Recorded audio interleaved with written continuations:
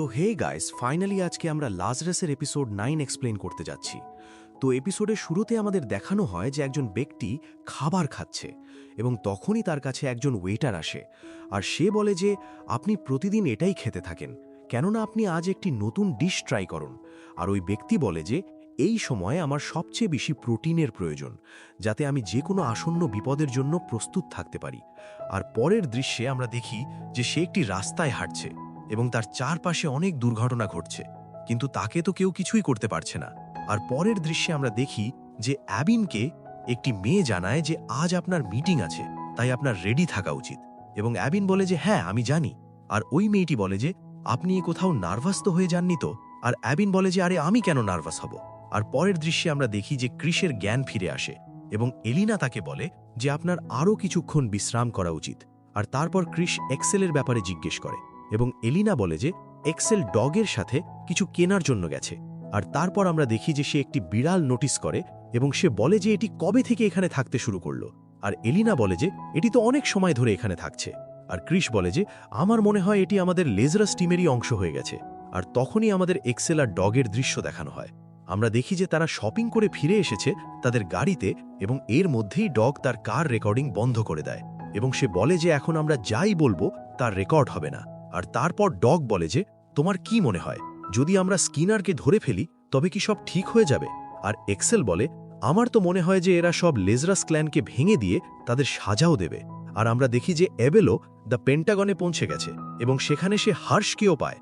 আর তখনই আমরা দেখি যে মিটিং শুরু করে দেওয়া হয় এবং তারা সবাই এটা বলছে যে লেজারাসের যা কাজ করা উচিত তারা সেই কাজ করছে না, বরং তারা তো নিজেদের মর্জি মতো চলছে।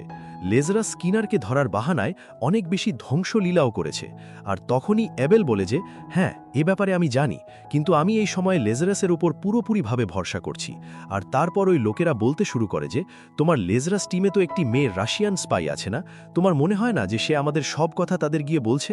আর তখনই এক ব্যক্তি বলে যে আমরা লেজারাস টিমের ভেতরে এমন এক বান্দাকে ঢুকিয়ে রেখেছিলাম যে আমাদের এই সব ইনফরমেশন দিচ্ছিল এবং সে এখানে এখন আসতেও চলেছে। আর আমরা দেখি যে সেখানে লিল্যান্ড চলে আসে। আর তখনই ডগ বলে যে আমার তো মনে হয় লিল্যান্ড একজন স্পাই যে আমাদের সব কাজের উপর নজরও রাখছে, কারণ আমি কিছু সময় আগে তার কাছে দুটো সেল ফোন দেখেছিলাম।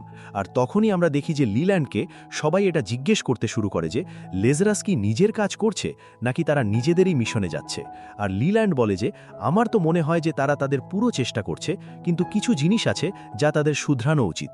আর তারপর ওই লোকগুলো তাকে জিজ্ঞেস করে যে তোমার কি মনে হয় ক্রিসকে বাঁচানো একটি সঠিক সিদ্ধান্ত ছিল, বরং তাদের তো ডক্টর স্কিনারকে ধরা উচিত ছিল।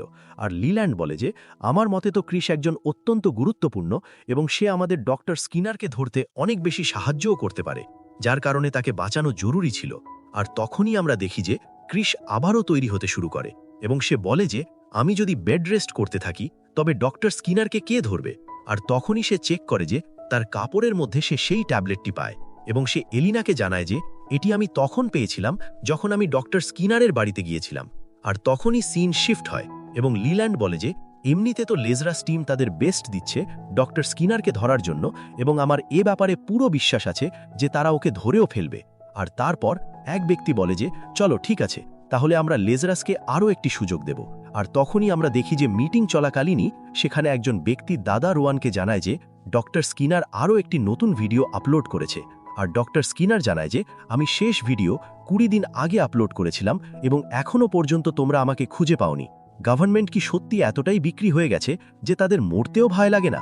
আর এখন তো মাত্র 10 দিনই বাকি আছে এবং 10 দিন পর তো এমনিতেও পৃথিবী মরতে শুরু করবে। 10 দিন পর প্রথম এক ব্যক্তি মারা যাবে। তার চেয়ে ভালো এটাই যে তোমরা আমাকে খুঁজে বের করো। আর তখনই এবেল বলে যে আমি ডক্টর স্কিনারের কথার সাথে একমত, কারণ আমরা নিজেদের মধ্যেই লড়াই করছি, বরং তাকে খুঁজছি না, এবং এটা তো শুধু টাইম ওয়েস্টই।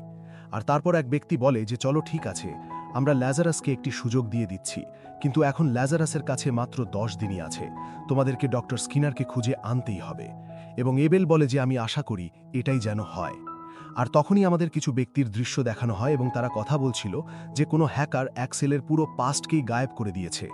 আর দ্বিতীয় ব্যক্তি বলে যে এবেল অনেক অনেক বেশি শার্প, সে চায় না যে ল্যাজারাসে যারা আছে তাদের কোনো ব্যাক স্টোরি কেউ জানতে পারুক। আর তারপর দ্বিতীয় ব্যক্তি বলে যে আমার তো এখনও সন্দেহ আছে যে ওই ঘোস্ট লোকটি অ্যাক্সেল সম্পর্কে জানতে পারবে কি পারবে না। আর পরের দৃশ্যে আমরা দেখি যে মিটিং শেষ হয়ে যায় এবং হর্ষ লিল্যান্ডের পেটে একটি ঘুষি মারে এবং সে বলে যে আমার তো একবার ভয়ই লেগে গিয়েছিল যে তুমি আমাদের ধোঁকা তো দিতে চলেছ না। আর তখনই এবেল বলে যে এটা তো অনেক বেশি ইম্পসিবল ছিল যে লিল্যান্ড আমাদের ধোঁকা দেবে, কারণ লিল্যান্ডের বাবা আর আমি অনেক ভালো বন্ধু ছিলাম।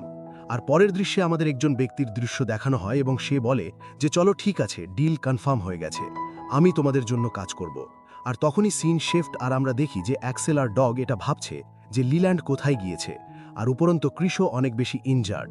শেষ পর্যন্ত আমাদের আগে কি করা উচিত? আর তখনই আমরা দেখি যে তাদের কাছে ক্রিস চলে আসে এবং আমরা দেখি যে তারা তো তাকে আরাম করার কথা বলছিল এখনও, কিন্তু ক্রিস তো তাদের মানা করে দেয় এবং সে বলে যে তোমরা কি ডক্টর স্কিনারের ওই ভিডিওটি দেখেছো? আর ডগ বলে যে হ্যাঁ, আমরা ওই ভিডিওটি দেখেছি। আর তারপর ক্রিস তাকে সেই ট্যাবলেটটি দেখায় এবং সে বলে যে তুমি কি জানো এটা কি জিনিস? আর ডগ বলে যে তুমি কি এটা ডক্টর স্কিনারের বাড়ি থেকে পেয়েছিলে? শেষ পর্যন্ত তুমি এটা আমাকে আগে কেন বলনি? আর ক্রিস বলে যে আমি এটার কথা ভুলে গিয়েছিলাম। আর তখনই আমরা দেখি যে সেখানে লিল্যান্ডও চলে আসে এবং সে একটু স্যাডও থাকে। আর পরের দৃশ্যে আমাদের সেই দুই ব্যক্তির দৃশ্য দেখানো হয় এবং তাদের কাছে সেই লোকটি যায় এবং সে বলে যে তোমরা আমাকে S2 নামে ডাকো। আর ওই দুই ব্যক্তিও সিদ্ধান্ত নেয় যে আমরাও আমাদের আইডেন্টিটি হাইড রাখব। আর S2 বলে যে তোমরা যাই কাজ করাতে চাও তোমরা করাতে পারো, কিন্তু তার জন্য $30 মিলিয়ন লাগবে। আর আমরা দেখি যে এই জিনিসটা শুনে তারা তো শকড হয়ে যায়। আর ওই ব্যক্তিরা বলে যে সেটাও এই সময়ে যখন আমাদের এমন একজনকে খুঁজতে হবে যে একেবারেই ঘোস্ট হয়ে গেছে। আর তারপর ওই লোকটি বলে যে আচ্ছা, তো এর মানে তোমরা আমার টেস্ট চাও, তো তোমরা আমাকে যাচাই করতে চাও, তোমরা আমার পাওয়ার দেখতে চাও না? আমি তোমাদের দেখিয়ে দেব যে আমি কতটা বেশি কেপেবল। আমি তোমাদের যে কার্ড দিয়েছি তার পেছনে লোকেশন আছে, তোমরা সেখানে পৌঁছে যেও, আমি তোমাদের সবকিছু দেখিয়ে দেব। আর পরের দৃশ্যে আমরা দেখি যে কিছু মিলিটারি সোলজার সেই লোকেশনে যায় এবং ওই সোলজাররা এটাই বলাবলি করছিল যে শেষ পর্যন্ত একজন লোক আমাদের কিভাবে হারাতে পারে। আর আমরা দেখি যে ওই লোকটিও একদম রেডি থাকে এবং আমরা দেখি যে তারা ভেতরে ঢুকতে শুরু করে ওই সোলজাররা, এবং তারা তার উপর ফায়ারিং শুরু করে দেয়।